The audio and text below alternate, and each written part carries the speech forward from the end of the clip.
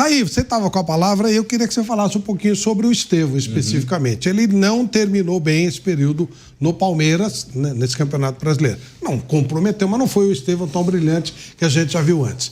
Você faz alguma ligação com essa proximidade da ida dele para a Europa? É uma coincidência? Como é que você coloca? Ou você até não concorda com isso? Claro. Eu acho que o Estevão passa, Flávio, por uma mudança em vários aspectos, né? E essa que se avizinha a mudança de clube, de cidade, de país, enfim, de continente, mas também de posicionamento em campo, né? Porque desde a lesão do Veiga lá no jogo contra o Cerro Porteño, lá atrás, no início da Libertadores, o Abel passou a usar ele como um meia, um jogador mais centralizado. E aí o Felipe Anderson cresceu nesse período, ganhou bastante espaço. Só nesses últimos 2 jogos do Palmeiras que voltaram Maurício e Veiga, que o Abel voltou a colocar ele pelo lado direito, né? Então acho que também um pouco dessa adaptação, talvez a uma posição diferente, fez com que ele não tivesse um grande rendimento. Acho que o Palmeiras também oscilou um pouco, embora tenha uma campanha boa no Campeonato Brasileiro, né? É um dos primeiros, é um time que em alguns jogos teve resultados ruins. O Palmeiras, por exemplo, jogando na sua casa no Campeonato Brasileiro, não marcou nenhum gol, né? Se não me falha a memória. Ele marcou gols na Arena Barueri. Só em Barueri. Jogando como mandante na sua casa, ele não marcou nenhum gol. Então também é um time que passa por um processo de reformulação, com várias mudanças. O Palmeiras está com falta de adaptação ao gramado sintético. Mas em Barueri também né? É isso que é curioso. Em Barueri ele ganha os 2 clássicos, né? Ganha de Corinthians e de São Paulo e ganha bem as duas, embora com o São Paulo gol no último lance, mas jogando bem os 2 jogos, né? Eu acho que, assim, eu não vejo um rendimento ruim dele ou coisa do tipo. Acho que hoje ele participou ali o que era possível dentro de uma seleção que atacou muito pouco, né? E aí não é só uma responsabilidade dele. E ele deve ser um cara muito importante ao longo dessa trajetória do Ancelotti. Mauro César Pereira, estamos debatendo o Estevão. O Estevão é um garoto que todo mundo entende que pode ser uma grande promessa, um jogador diferente, mas que não tem vivido bons momentos e hoje foi discreto como quase todo time do Brasil. Qual a sua análise sobre esse garoto, Mauro? Assim, eu acho que é importante que assim, o Ancelotti falou sobre ele, né? Falou sobre paciência, entendimento, que é jovem, colocou para jogar de saída. O Dorival não jogava de saída, né? Colocou para jogar, ou seja, muito pouco. Né? Colocou para jogar. E achei ele muito isolado também, né? O time não tem conjunto, não tem aproximação. Houve momentos que ele pegava a bola, tinha 2 marcadores, tinha que tentar passar para os 2. Ele não tinha para quem tocar, receber, não acontecia nada. Os laterais com preocupações defensivas. Então, acho que isso prejudicou o jogo dos dois. A gente falou do Vinícius há pouco, com ele foi a mesma coisa. Mas acho que o importante é que o técnico não só o escalou, como já demonstrou o entendimento de que ele é muito talentoso e vale trabalhar. E outra coisa, caso ele não seja emprestado pelo Chelsea, se for emprestado, depende de onde que ele vai, né? Aí tem isso também. Porque o Chelsea pega muitos jogadores jovens. A política do Chelsea é uma política meio arriscada, né? Ele faz investimentos absurdos, altíssimos, contrata muitos garotos e aproveita um ou outro, empresta outros tantos e vai embora. Para tentar vender, e vende um, já repassou o Ângelo, por exemplo, né? Do Santos. Sim. Já foi embora, enfim. Mas tem que ver o que vai acontecer com ele. Até já voltou. Já voltou para o Santos emprestado, quase foi emprestado ao Flamengo, emprestado para o Santos, né? Então, a gente tem que ver onde ele vai se situar. Se ele vai ficar no Chelsea de fato, o que aparentemente é o que vai acontecer, pelo menos a priori, ou se ele vai para um outro clube.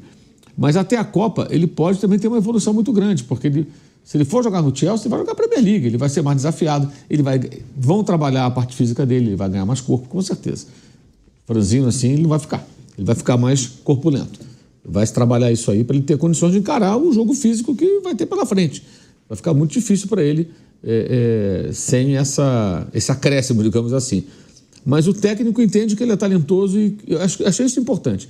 Enxergou, não, esse garoto ele é diferente. Vai trabalhar o garoto. E o Ancelotti trabalha, lança os meninos, não tem esse tipo de coisa, né? Claro, quando ele tiver Rodrigo, tiver Rafinha, ele vai ter concorrência ali. Mas ele poderia não tê-lo colocado. Não sei se fosse Dorival com essa mesma escalação, essa mesma convocação, sem esses jogadores que estão um suspenso, outro machucado, se ele jogaria. Então, achei bom sinal foi ele ter jogado. Deu confiança para ele, pôs para jogar.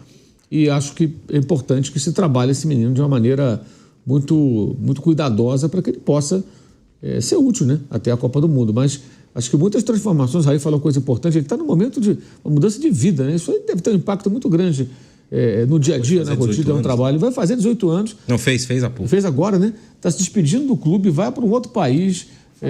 Família.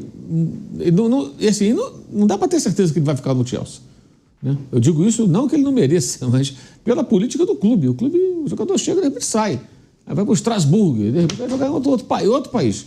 a priori vai ficar no Chelsea. Eu torço para que ele fique por lá, que ele consiga jogar. Mas até havia, há pouco tempo, até uma curiosidade de colegas da imprensa inglesa com relação a ele. Um deles até chegou a mandar mensagem para mim uma vez perguntando. Eu falei, o garoto é muito bom, assim, mas é franzino e tal. Mas é um jogador que, se bem trabalhado, ele vai se desenvolver muito e vai fazer muita coisa. Então, achei importante ele ter jogado, ele ter sido escalado, o técnico mostrou confiança nele e tomara que continue assim, porque o Estevão é uma joia sendo lapidada, né? O Palmeiras não foi campeão ano passado, brasileiro, porque o técnico errou clamorosamente no jogo em que perdeu o Botafogo dentro do Allianz Parque. Errou nas mudanças, errou em tudo. E se fosse campeão, seria muito graças ao Estevão. Carregou o time nas costas ano passado, com 17 anos. Na verdade, com 16, 17, né? Que agora é 17, 18. Ele, na temporada passada, tinha 16 e fez 17. Agora acabou de fazer 18. Então, com recém-completado 17 anos, no segundo semestre de 2024, ele carregou o Palmeiras nas costas. Literalmente. Literalmente. Como o Hendrick fez na reta final do ano anterior, e aí o Palmeiras foi campeão. Então, um jogador desse não é para você olhar e achar que é comum, não. Ele é diferente. Agora, tem que ter um processo de evolução. Eu achei, repito, importante o técnico ter lançado e colocado para jogar. Confiou. Poderia ter colocado um outro mais experiente, um dos jogadores que atua no futebol internacional. Ele tinha opções no elenco. O próprio Matheus Cunha, que gosta muito. Exato. Martinelli, que entrou tudo. Martinelli, exato. Jogadores mais rodados, com mais experiência de seleção de futebol internacional. É natural que... Claro, o Rafinha vai jogar contra o Paraguai, óbvio. Sai o Estevão? Não tiraria, não. Manteria, talvez eu tirasse o Richarlison e começasse com o Matheus Cunha. Eu botaria o Rafinha por dentro. Porque eu estava vendo hoje, Flávio, hoje um jogo à tarde, entre Espanha e França, e o Yamal joga ali na beirada. Só que os meia faz a bola chegar nele toda hora e bota ele em condições de mano com o adversário. E aqui a gente abre o Vinícius Júnior de um lado, o Estevão do outro lado, e essas bolas, sempre quando chegam nele, tá sempre bem marcado pro duelo. Não sobra. Não, porque aí já faz parte, por isso que eu falei assim, precisa dos meias. Por exemplo, assim, quando o Almada estava no Botafogo, ele fazia com que essa bola chegasse no Luiz Henrique livre, sempre assim, no Igor Jesus. E falta isso na seleção brasileira. Você tem jogadores de beirada muito bom, né? Por exemplo, assim, o Vinícius Júnior, pessoal, o Vinícius Júnior hoje em dia mais no Real Madrid do que na seleção. Mas os meia lá, o Toni Kroos, o Modric, o Valverde, encaixa o passe para ele, bota em condições de mano. E aqui eu estava olhando hoje no jogo, pode ver, tá sempre pegando a bola muito atrás, e tendo que partir para o time, para o duelo, muito longe do gol. Eu estava vendo hoje o Yamal, ele sempre pega a bola em condições de deixar o adversário dele, o marcador dele, em lance de perigo, que é perto da área. Perto da área, mesmo estando aberto, ele acha aquele espaço com 3 dedos, ele entra na área. Pode ver o primeiro gol da seleção espanhola, ele que dá o passe por dentro, faz uma parede e acaba a bola sobra para o Nico Williams. Então eu vejo que os homens de beirada no Brasil, o meio campo da seleção brasileira, os homens de meia, tem que botar mais esses caras no mano. Senão vai ficar nisso aí. O menino jogou bem, o Vinícius Júnior não mesmo, mas a criatividade no meio campo do Brasil, nessa geração, está muito pouca qualidade. Hoje nós tivemos o Casemiro, o Gerson e o Bruno Guimarães. O Gerson um pouco mais à frente, os outros um pouquinho mais atrás. A gente viu o Ancelotti preocupado em tentar empurrar o Bruno um pouco mais para frente. Tinha alguém que podia fazer esse meia? Por exemplo, o Ancelotti era treinador do Real Madrid, ele jogou muitas vezes com o próprio Casemiro, logo no começo, com Casemiro, Modric e Toni Kroos, né? O Casemiro mais preso, os outros dois mais livre. Com a qualidade de passe do Modric e do Toni Kroos é impressionante. Isso carece na seleção, os jogadores que têm esse... Não é que o Gerson tem um mau passe, o Bruno Guimarães, mas esse passe final, para botar esses atletas em condições de mano, os atacantes, é que está faltando na seleção. E é com todos. Não tem, Raí, ou não estamos achando esse cara para meter a bola, para fazer assistência pro gol? Eu acho que tem 2 jogadores que hoje não estiveram à disposição, Flávio, que podem ser esses caras de mais criação, Rodrigo e Rafinha. O Rodrigo não foi convocado por uma lesão, né, que ele enfrentou aí no finzinho da temporada, e o Rafinha é suspenso, vai jogar o próximo jogo. E esses caras podem ser jogadores de articulação, de criação desse último passe que o Vamp está se referindo, né? Porque o Brasil Hoje, e essa é uma característica da convocação, não é só do jogo de hoje, né? Se você olhar para os meias que o Ancelotti chamou, são todos volantes, segundo volantes. Jogador de bom passe, de qualidade de marcação, de até um ou outro, uma projeção de chegada à frente, mas não são criadores dentro dos seus times, né? Se você pegar os meias que ele convocou, os meias reserva, o Andreas Pereira e quem é o outro meia, tem mais outro. É tudo mais defensivo mesmo, assim, não como tem, segundo homem. O próprio Andrés joga de segundo volante, ele é um cara que chega até um pouco mais à frente, mas joga de segundo volante no Fulham. O Andrei Santos a mesma coisa. Então, a característica dos jogadores de meio campo era até um pouco parecida, né, nessa convocação. E o do Atalanta. O Ederson. Marcação também, né? Ele era volante aqui no Corinthians. Pode ser até talvez até um... Não tem aquele camisa 10 mesmo assim? Tem. Tanto no time titular como no time reserva. E esse cara pode ser o Rafinha, que jogou muitas vezes assim no Barcelona dessa temporada, né? Em vários jogos ele foi o 10, ele foi o cara mais criativo no Barça. E até projetando um pouco pro jogo de terça, ele pode jogar com os 4. Pode jogar com o Estevão de um lado, o Vinícius do outro, Rafinha mais centralizado, e aí na frente pode ser o Richarlison, pode ser o Matheus Cunha, pode ser até o Vinícius mais avançado, se ele quiser manter ali o trio de meio campo, né, que funcionou até que bem do ponto de vista de solidez defensiva, né, para ajudar na marcação, na sobra, nas coberturas, principalmente o Casemiro, que faz muito bem esse papel. É que o jogo da terça-feira deve ser um jogo em que o Brasil vai ter muita posse, vai ter muita ocupação do campo de ataque, e em tese, talvez ele não vá precisar de 3 jogadores que tenham boa saída para o jogo e mais consistência sem bola. Talvez ele possa arriscar um pouco mais com mais um jogador de meio, ataque, criação. Mas eu acho que é uma questão muito de característica. E agora o Rafinha voltando, mais adiante o Rodrigo, que é um jogador que o Ancelotti conhece muito bem também. Esses caras podem ser jogadores mais criativos nessa seleção. O Vamp, você viveu Copa. E ali era uma coisa, assim, a seleção foi até, de certa forma, desacreditada. Ela não saiu como favorita, porque é natural o Brasil sair como favorito. Como é que funciona isso? Até onde... O Mauro falou uma coisa importante, ele vai ter que otimizar o tempo. Como é que funciona essa coisa de tá chegando a Copa, estamos vendo a eliminatória, poucos encontros entre o técnico e os jogadores?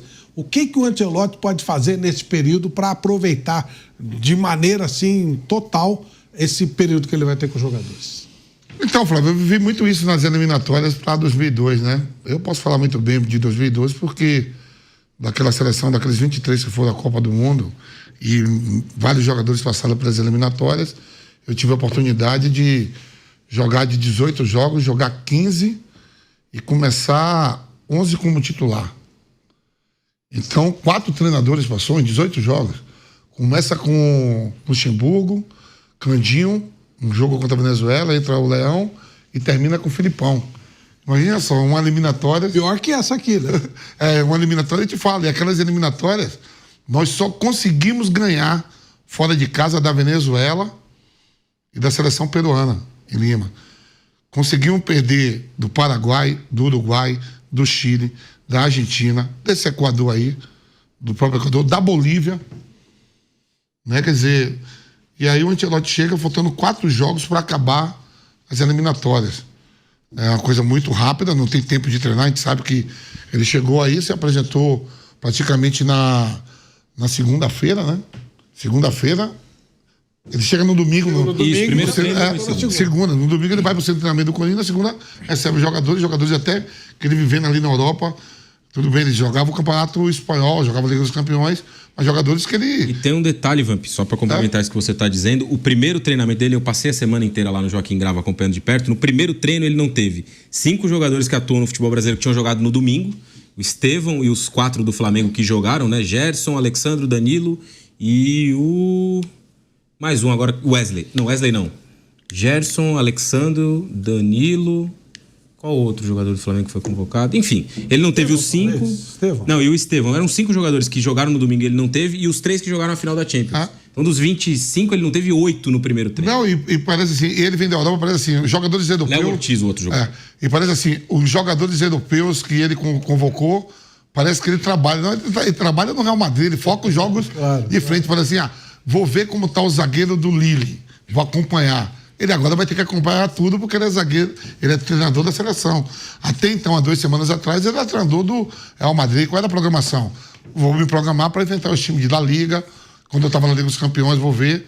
Ou você pode ver na televisão um jogo ou outro, né? Ele enfrentou ali o Arsenal, que o Martinelli estava, mas o foco dele mesmo não era estar olhando o campeonato italiano, francês, campeonato inglês. Você assiste algumas partidas, mas você fica focado mais mesmo no time que você está trabalhando. E tem a coisa da reação do jogador, né? Uma coisa é o nível do jogador, outra coisa é a reação do jogador na hora que ele mete uma camisa como a da seleção brasileira. Tem gente que reage muito bem, mas tem gente que Por exemplo, a gente falou aqui, o Alexandre, o primeiro jogo que ele faz com a camisa da seleção jogando em Guayaquil. Pô, até colocou a bandeira de escanteio lá e tava à vontade pra caramba.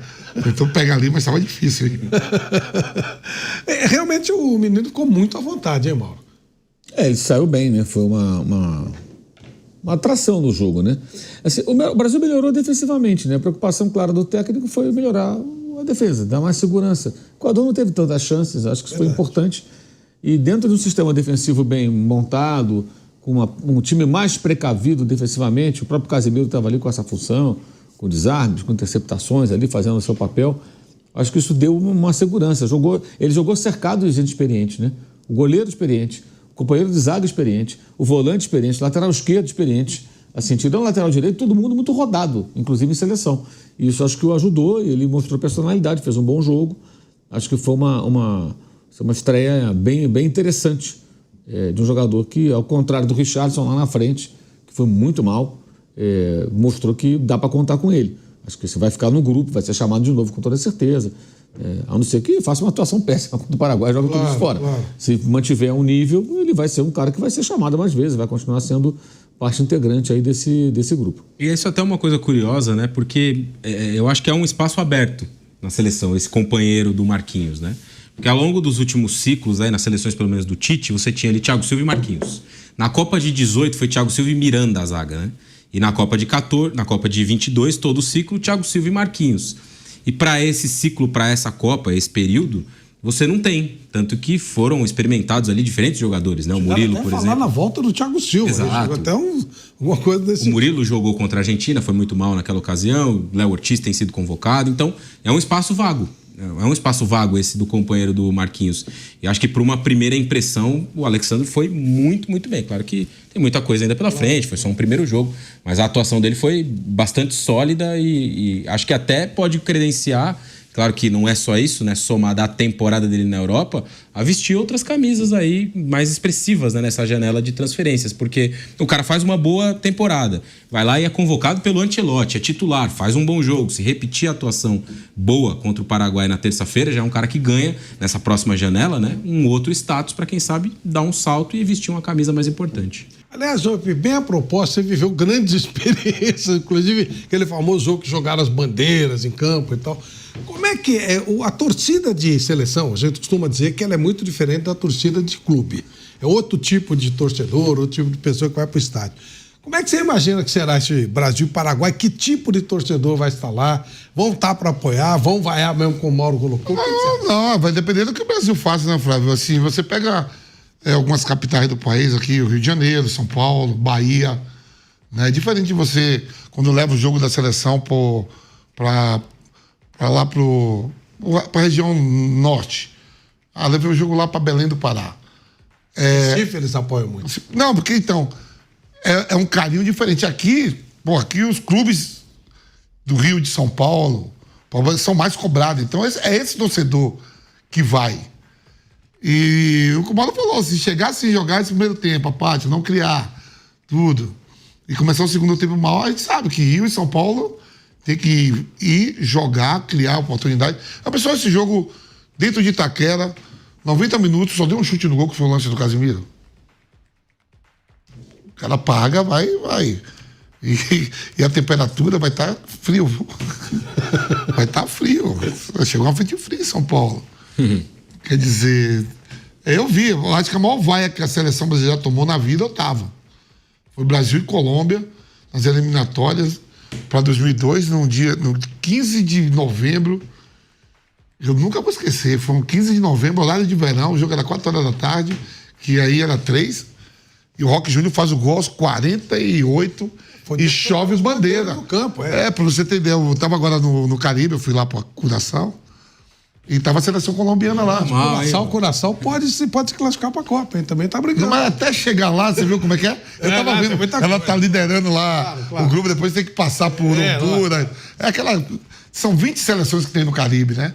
Ali na região... na região central, na América Central. E aí, Flávio, tava lá o Bedoya que jogou, ele falou, eu tenho até a camisa daquele jogo das vaias, eu troquei com a camisa com você lembra? Eu digo, lembro. E o Adriano, foi o primeiro jogo do Adriano Imperador na seleção principal nesse jogo. Então foi muita vaia. Eu acho que a seleção nunca foi tão vaiada na vida como foi nesse jogo aí. Não dá pra pedir pra ter paciência, Raí? Eu acho que faz parte aqui do nosso papel, talvez, alertar. É um começo, né, Flávio, de ciclo, começo de um trabalho, melhor dizendo, vai. O Ancelotti deu 2 treinos para essa seleção, 1 treino e meio com o time completo. Mas se ele ficou até o final, dos 2 jogos que ele foi aqui no Brasil, ele foi no jogo do Flamengo e Tátira, né? Sim. A torcida do Flamengo vaiou depois do jogo. Do Corinthians ele foi embora com 30 Ele foi com 10 minutos. Então, o que faltava 15, ele não viu depois do jogo. Eu acho que... A torcida do Corinthians vaiando contra o Vitória. É que é meio meio de praxe, né? Eles vão embora antes do jogo acabar pra pegar aquela muvuca pra sair e tal. Muita gente saindo ao mesmo tempo. Então ele não escutou. Ele não escutou as vaias. Mas acho também que ele não saiu lamentando muito. Assim, se o Brasil empatar com o Paraguai em casa, 0-0, um exemplo, né? Eu acho que vai ter ali porque o ingresso é caro. E no intervalo? Depende do jogo. Se estiver bem em cima, criando, o goleiro defende, bola na trave, bola pra fora, finalizando muito, é um panorama, né? Agora, se tiver um jogo ali criando pouco, muita bola de um lado pro outro... Por exemplo, hoje eu tava vendo o jogo à tarde, o jogo não era pra 5-1.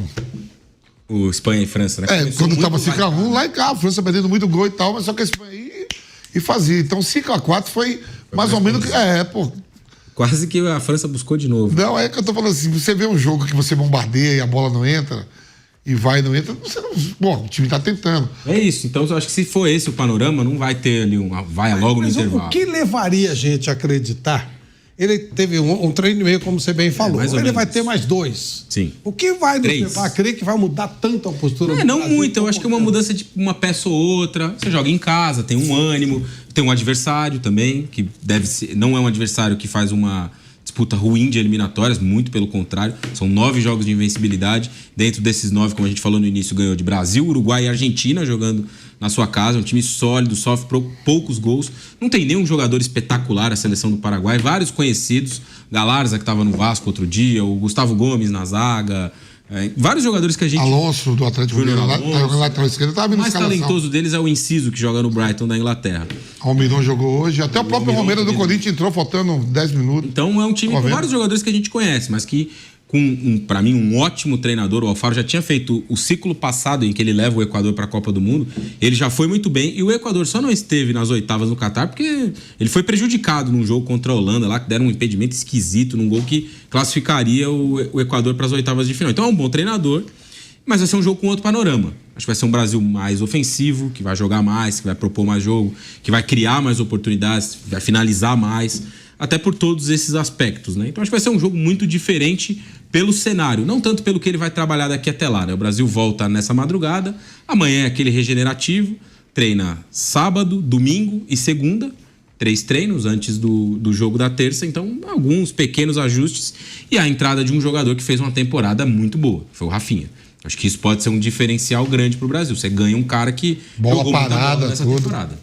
Bola parada ganha, né? Bate bem na bola. Você ganha outros aspectos aí para esse jogo que podem ser importantes mesmo com pouco tempo de treinamento.